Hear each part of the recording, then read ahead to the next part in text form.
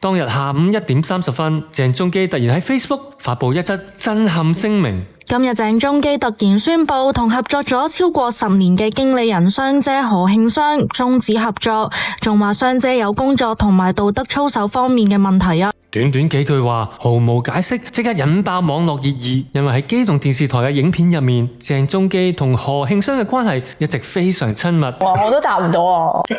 喺短短1個小時之內，鄭中基再次發文表示自己因為情緒同埋健康嘅問題，決定喺高雄演唱會之後暫停所有工作。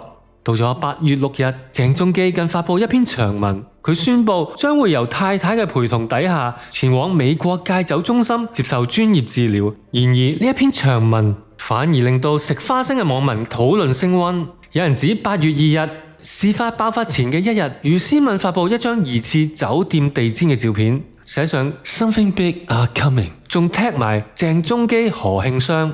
有眼利嘅網民一睇就知道呢個係北角海逸酒店嘅地氈，而機動電視台個 office 亦正喺附近。幻想力豐富嘅網民就會諗下，係咪有人喺呢度打羽毛球俾人撞破咗呢？無論喺邊一個版本，何慶湘至今都係未公開回應。佢嘅沉默令到成件事變得更加撲朔迷離。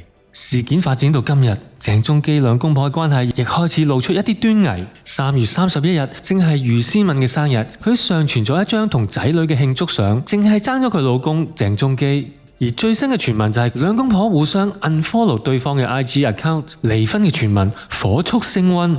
到底鄭中基今次會唔會再陷入另外一次危機？